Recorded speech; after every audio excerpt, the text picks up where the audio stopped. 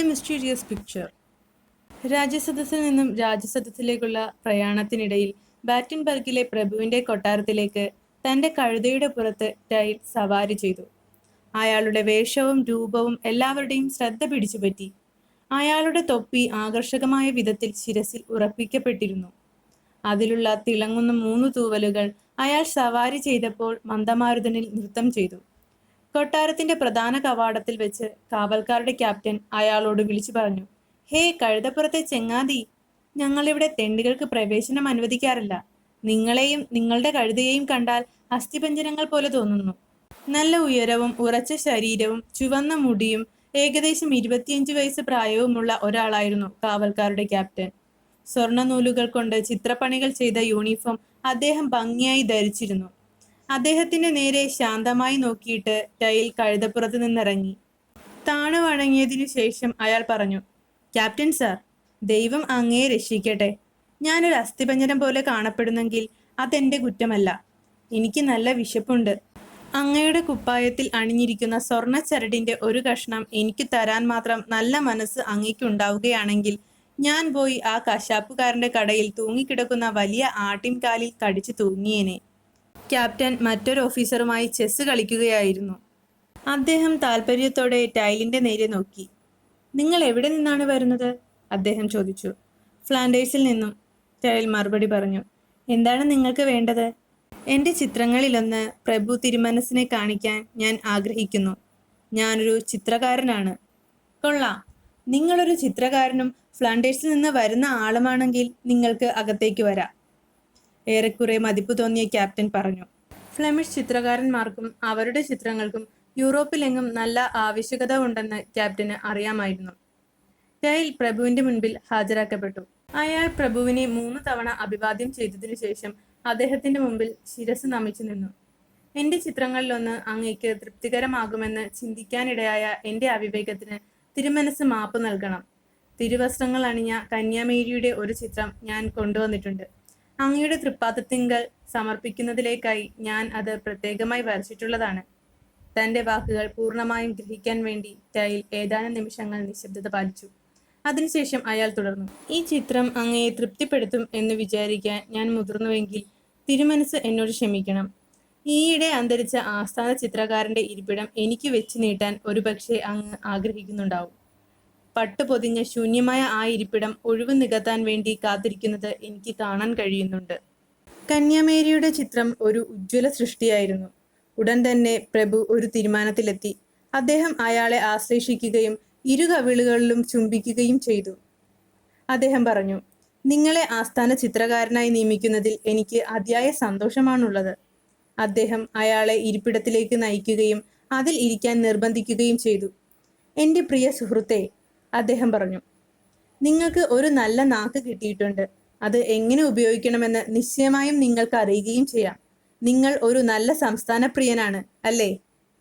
തിരുമനസേ, എന്നെക്കുറിച്ചും എൻ്റെ കഴുത ജെഫിനെ കുറിച്ചും ഒരു നിമിഷം ഓർക്കുന്നത് അങ്ങേക്ക് ഇഷ്ടമാകുമോ?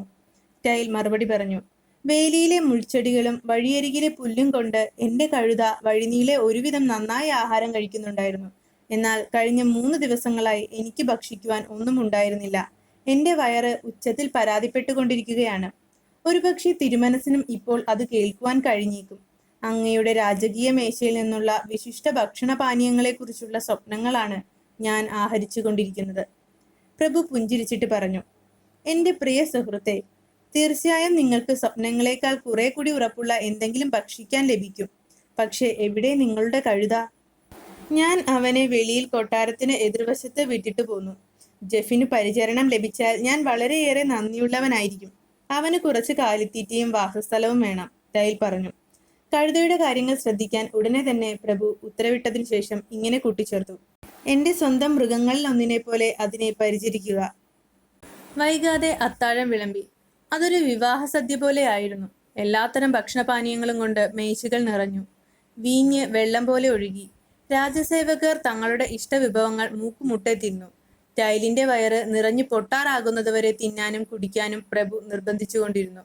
പ്രഭുവും ഹൃദ്യമായി ഭക്ഷിച്ചു. വീഞ്ഞു കുടിച്ച് അദ്ദേഹത്തിന്റെ മുഖം ചുവന്നു. പക്ഷേ അദ്ദേഹം ചിന്തയിൽ മുഴുകിയിരിക്കുന്നതായി കാണപ്പെട്ടു.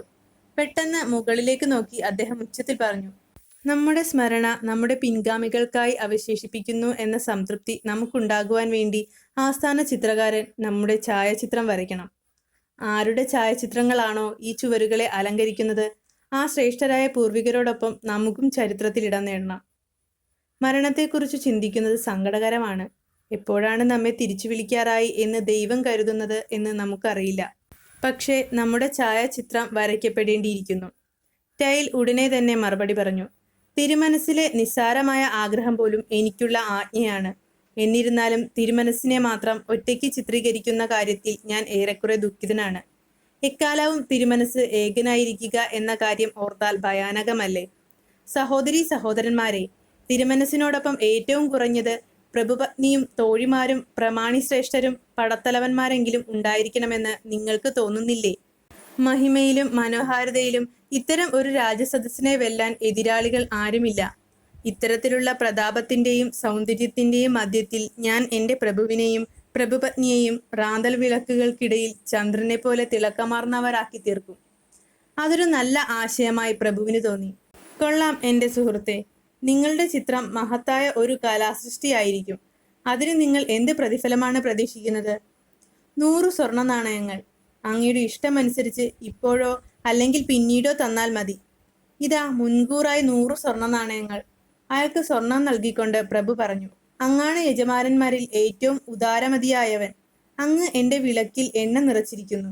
അങ്ങയുടെ മഹിമയ്ക്കായി അത് എപ്പോഴും എരിഞ്ഞുകൊണ്ടേയിരിക്കും. പ്രഭുവിനോടൊപ്പം ചിത്രീകരിക്കപ്പെടേണ്ട രാജ്യസഭാംഗങ്ങളെ കാണാൻ തന്നെ അനുവദിക്കണമെന്ന് പിറ്റേ ദിവസം ടൈൽ അദ്ദേഹത്തോട് അഭ്യർത്ഥിച്ചു. അവർ ഓരോരുത്തരായി വന്ന് ടൈലിനെ കണ്ടു. ആദ്യം വരേണ്ടിയിരുന്നത് സേനാനായകനായിരുന്നു. വലിയ കുടവയറും കഷണ്ടിയുമുള്ള തടിച്ചു കുറുകിയ ഒരാളായിരുന്നു അയാൾ. ടൈലിന്റെ ചെവിയിൽ അയാൾ ഇങ്ങനെ മന്ത്രിച്ചു. എൻ്റെ ചിത്രം വരയ്ക്കുമ്പോൾ കാഴ്ചയിൽ എന്നെ സുന്ദരനാക്കുന്ന കാര്യം നിങ്ങൾ ഓർക്കണം. എൻ്റെ വയറ് പരന്നതായി ചിത്രീകരിച്ചില്ലെങ്കിൽ നിങ്ങളെ ഞാൻ തൂക്കിക്കൊല്ലു. ഞാൻ ഒരിക്കൽ വളരെ സുന്ദരനായ ഒരു ഭടനായിരുന്നു എന്ന് ഓർക്കണം. പ്രായമുള്ള ഒരു സ്ത്രീയാണ് പിന്നീട് വന്നത്. അവരുടെ മുതുകിൽ വലിയ ഒരു മുഴയുണ്ടായിരുന്നു. ശ്രീമാൻ ചിത്രകാരാ, അവർ മൃദുവായി പറഞ്ഞു. എന്നെ ചെറുപ്പക്കാരിയും സുന്ദരിയുമായി ചിത്രീകരിക്കണം. നിങ്ങൾ എൻ്റെ മുതുകിലെ മുഴ മാറ്റാതെയും സൗന്ദര്യത്തിലുള്ള എൻ്റെ പോരായ്മകൾ നികത്താതെയും വരച്ചാൽ നിങ്ങളെ ഞാൻ തുണ്ടം തുണ്ടമാക്കും. വൃദ്ധ സ്ത്രീ പോയ ഉടനെ തന്നെ പ്രഭുപത്നിയുടെ ഒരു തോഴി അകത്തേക്ക് വന്നു. അവൾ യുവതിയും സുന്ദരിയുമായിരുന്നുവെങ്കിലും ഒരു അപകടത്തിൽ അവളുടെ മുൻനിരയിലെ 3 പല്ലുകൾ നഷ്ടപ്പെട്ടിരുന്നു. മുത്തുപോലെയുള്ള കുറ്റമറ്റ ഒരു ഗണം പല്ലുകൾ കൊണ്ട് താൻ പുഞ്ചിരിക്കുന്ന വിധത്തിൽ ചിത്രത്തിൽ അവൾക്ക് സ്വയം കാണാൻ കഴിഞ്ഞില്ലെങ്കിൽ അവളുടെ കാമുകനെ കൊണ്ട് അയാളെ കൊത്തിയരിയിക്കുമെന്ന് അവൾ ടൈലിന് മുന്നറിയിപ്പ് നൽകി. കാവൽക്കാരുടെ ക്യാപ്റ്റനെ അവൾ ചൂണ്ടിക്കാട്ടി. രാജസദസ്സിലെ അവസാന ആളിനെ കണ്ടുതീരുന്നതുവരെ ഇത്തരം അഭ്യർത്ഥനകളും ഭീഷണികളും തുടർന്നു. അതിനുശേഷം പ്രഭു അയാളെ ആളയച്ചു വരുത്തി ഇങ്ങനെ പറഞ്ഞു. എൻ്റെ പ്രിയ സുഹൃത്തെ, നിങ്ങൾ വരയ്ക്കുന്ന ഛായാചിത്രം എല്ലാ കാര്യത്തിലും പരിപൂർണമായിരിക്കണം എന്നു നാം ആഗ്രഹിക്കുന്നു. നമ്മുടെ രാജസദസ്സിലുള്ള എല്ലാ ആളുകളെയും നാം കാണുന്ന അതേ രീതിയിൽ കൃത്യമായി ചിത്രീകരിക്കണം. ഒരു മറുകോ ഒരു മുഖക്കുരുവോ ഒരൊറ്റ നരച്ച മുടിയോ നിങ്ങൾ വിട്ടുപോയാൽ നിങ്ങളെ ഒരു പന്നിയെ പോലെ നാം കശാപ്പ് ചെയ്യും. കഴിഞ്ഞ കാര്യങ്ങളെക്കുറിച്ച് ടൈൽ ശാന്തമായി ചിന്തിച്ചതിനു ശേഷം സ്വയം പറഞ്ഞു. ഈ ചിത്രം വരയ്ക്കുകയാണെങ്കിൽ തീർച്ചയായും ഞാൻ കൊല്ലപ്പെടും. ഒന്നുകിൽ പ്രഭുവിനെ ധിക്കരിച്ചതിൻ്റെ പേരിൽ അദ്ദേഹം എന്നെ ഒരു പന്നിയെപ്പോലെ കശാപ്പ് ചെയ്യിക്കും, അല്ലെങ്കിൽ രാജസദസ്സിലുള്ളവരെ അവരുടെ യഥാർത്ഥ രൂപത്തിൽ വരച്ചതിന് അവർ എന്നെ കൊല്ലും. രണ്ടായാലും ഞാൻ മരിക്കേണ്ടി വരും. ഞാൻ എന്താണ് ചെയ്യേണ്ടത്? ഒരുപക്ഷെ ഈ ചിത്രമേ വരയ്ക്കാതിരിക്കുന്നതായിരിക്കും കൂടുതൽ ബുദ്ധിപൂർവമായ കാര്യം. താൻ ചിത്രം വരയ്ക്കേണ്ട ഹാൾ ഏതെന്ന് പിറ്റേ ദിവസം ടൈൽ പ്രഭുവിനോട് ആരാഞ്ഞു. ശൂന്യമായ ചുവരുകളുള്ള ഒരു വലിയ ഹാൾ ടൈലിനെ കാണിച്ചു കൊടുത്തു. ചുവരുകളിൽ കട്ടിയുള്ള വിരികൾ തൂക്കിയിടാൻ ടൈൽ ആവശ്യപ്പെട്ടു. ഈച്ചകളിൽ നിന്നും പൊടിയിൽ നിന്നും തൻ്റെ ചിത്രത്തെ സംരക്ഷിക്കുവാൻ അയാൾ ആഗ്രഹിച്ചു.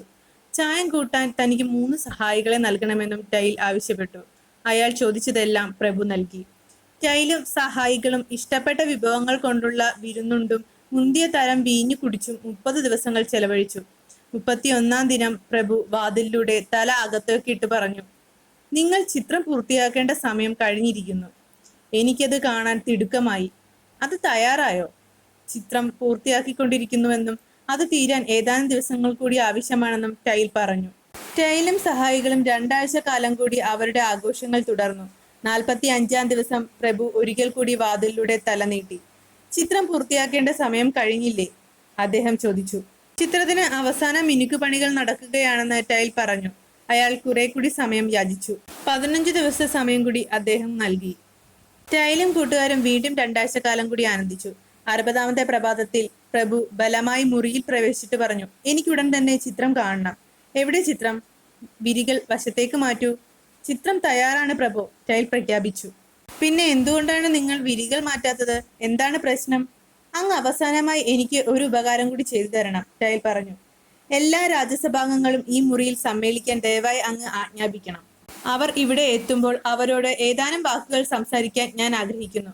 അതിനുശേഷം ഞാൻ വിരികൾ മാറ്റുന്നതാണ്. എല്ലാ രാജ്യസഭാംഗങ്ങളും മുറിയിൽ സമ്മേളിക്കാൻ പ്രഭു ഉത്തരവിട്ടു. ടൈൽ അവരെ അഭിസംബോധന ചെയ്തു പറഞ്ഞു, എന്റെ പ്രഭു, സഹോദരീ സഹോദരന്മാരെ, ചിത്രം തയ്യാറാണ്. വിരികൾ മാറ്റുമ്പോൾ ഞാൻ എന്റെ ജോലി എത്ര നന്നായി ചെയ്തിരിക്കുന്നു എന്ന് നിങ്ങൾക്ക് കാണാൻ കഴിയും. എന്റെ ചിത്രത്തെ നിങ്ങൾക്ക് വിസ്മയത്തോടെ ദർശിക്കാൻ കഴിയും. പക്ഷേ ഈ ചിത്രത്തിന് സവിശേഷമായ ചില പ്രത്യേകതകളുണ്ട് എന്ന കാര്യത്തിൽ ഞാൻ നിങ്ങൾക്ക് മുന്നറിയിപ്പ് നൽകേണ്ടതുണ്ട്.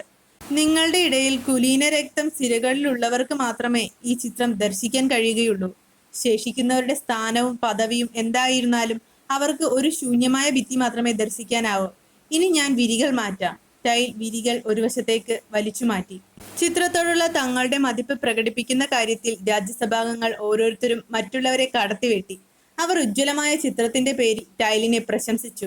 പെട്ടെന്ന് പ്രഭുവിന്റെ വിദൂഷകൻ വായുവിൽ കുതിച്ചു ചാടിയിട്ട് ഇങ്ങനെ അലറി, ഞാൻ ഒരു മണ്ടനാണെന്നും സിരകളിൽ കുലീന രക്തം ഇല്ലാത്തവനാണെന്നും നിങ്ങൾക്ക് എല്ലാവർക്കും അറിയാം. ഒരു ശൂന്യമായ ഭിത്തിയല്ലാതെ എനിക്കൊരു ചിത്രവും കാണാൻ കഴിയുന്നില്ല. വിഡ്ഢികൾ സംസാരിക്കാൻ തുടങ്ങുമ്പോൾ ബുദ്ധിമാന്മാർ പുറത്തു പോകേണ്ട സമയമാണ്, ടൈൽ അഭിപ്രായപ്പെട്ടു. അയാൾ ശാന്തമായി കാലുകൾ നീട്ടിവെച്ച് ഹാളിന് പുറത്തേക്ക് നടക്കുകയും തന്റെ കഴുതപ്പുറത്ത് കയറി പോകുകയും ചെയ്തു. അയാളുടെ തൊപ്പിയിലെ തൂവലുകൾ ഇളം കാറ്റിൽ നൃത്തം വെച്ചു.